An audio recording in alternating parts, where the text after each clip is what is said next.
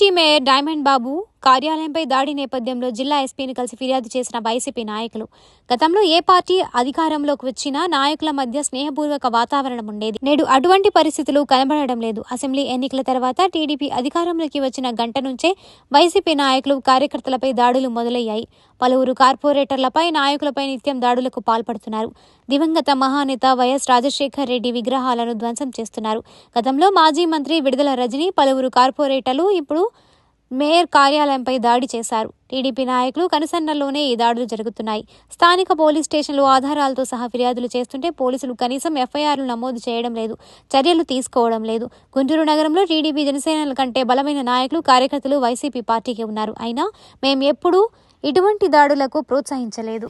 కానీ ఈ ప్రభుత్వం వచ్చిన తర్వాత ఎక్కడ చూసినా కూడా ఈ రాష్ట్రంలో జరిగినట్టుగా ఎక్కడ కూడా నాకు తెలిసినంత వరకు ఎక్కడ జరగలేదు. ఎందుకంటే ఎక్కడికి వెళ్ళినా కూడా ఏ టీవీ ఛానల్ ఓపెన్ చేసినా కూడా లేకపోతే ఏ సోషల్ మీడియాలో ఓపెన్ చేసినా కూడా ఒకటి ఎవరినో హింస పెట్టారు, లేకపోతే ఎవరినో కొట్టారు, పొడిచారు అనేవి ఇవి చాలా ఎక్కువగా జరుగుతున్నాయి.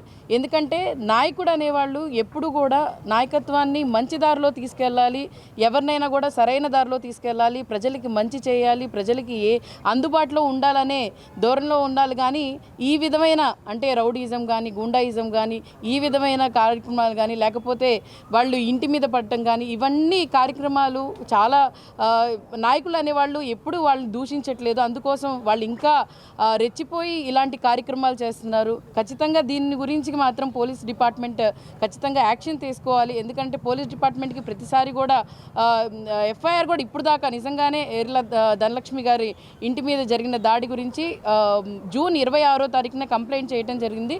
కానీ ఇప్పుడు కూడా దానికి యాక్షన్ తీసుకోలేదు. మరి దాని గురించి కూడా మాట్లాడే వాళ్ళు ఎవరు లేరు. మేము మాట్లాడితే ఏమో మరి తీసుకుంటామంటున్నారు కానీ దాన్ని యాక్షన్ తీసుకోవట్లేదు. ఎందుకు దీన్ని ప్రోత్సహిస్తున్నారు అంటే మేము కూడా ప్రజాప్రతినిధులమే, ప్రజలతో ఉండేవాళ్ళమే, మీరు కూడా ప్రజలతో ఉండేవాళ్ళు. ఒక మంచి సంకేతం తీసుకెళ్ళాలి, ప్రజలకి మంచి చేయాలి అని చెప్పి ప్రభుత్వం మీకు చేతిలో ఇచ్చిన తర్వాత మీరు కూడా ప్రజలకు ఒక మంచి మెసేజ్ ఇవ్వాలి. మేము ఎప్పుడు కూడా ప్రజలతోనే ఉంటాము అని చెప్పి ఇలాంటి అన్ని సంఘటనలు జరగకుండా చూడాలి అని చెప్పి వాళ్ళు కూడా ఖచ్చితంగా యాక్షన్ తీసుకోవాలి. ఎవరిచ్చిన రిప్రజెంటేషన్ ఖచ్చితంగా తీసుకోవాలి. ఈ రిప్రజెంటేషన్ అనేది ఒక మెసేజ్ వెళ్ళాలి. ఇంకా చాలు, మనం ప్రజలకి మంచి చేయాలి అని చెప్పి మీ ప్రభుత్వం నాయకులందరూ ఖచ్చితంగా మీ కార్యకర్తలకు కానీ లేకపోతే మీకు సంబంధించిన వాళ్ళకి చెప్పాలి. మేము ఖచ్చితంగా ప్రజల వెంటే ఉంటాం. ఎందుకంటే 40% ఓటింగ్ ఈ రాష్ట్రంలో జగన్మోహన్ రెడ్డి గారికి ఉంది. జగన్మోహన్ రెడ్డి గారు ఏదైనా ఒక మంచి సంకేతం ఇవ్వాలి, ప్రజలకి ఎప్పుడు మనం అందుబాటులో ఉండాలి, నాయకులకి కార్యకర్తలకి ప్రతి ఒక్కరికి మేము తోడుండాలి అని చెప్పి ఏ విధంగా జగన్మోహన్ రెడ్డి గారు చెప్పారో అదే విధంగా మేము కూడా నడుచుకుంటాం. రానున్న రోజుల్లో ఇలాంటి సంఘటనలు జరగకుండా ఖచ్చితంగా మీ ప్రభుత్వం కూడా చర్యలు తీసుకోవాలి. అలాగే పోలీస్ డిపార్ట్మెంట్ కూడా చర్యలు తీసుకోవాలి. యాక్షన్ తీసుకుంటేనే మిగతా వాళ్ళు చేయకుండా ఉంటారు. మరి రాబోయే కాలంలో మీరందరూ దీని మీడియా సమావేశం, మీడియా వాళ్ళు ప్రతి ఒక్కళ్ళు దీన్ని ప్రజల్లోకి తీసుకెళ్ళి అలాగే ప్రతి ఒక్కళ్ళకి కూడా ఒక మంచి సంకేతం ఇచ్చే విధంగా ఉండాలి. Thank you.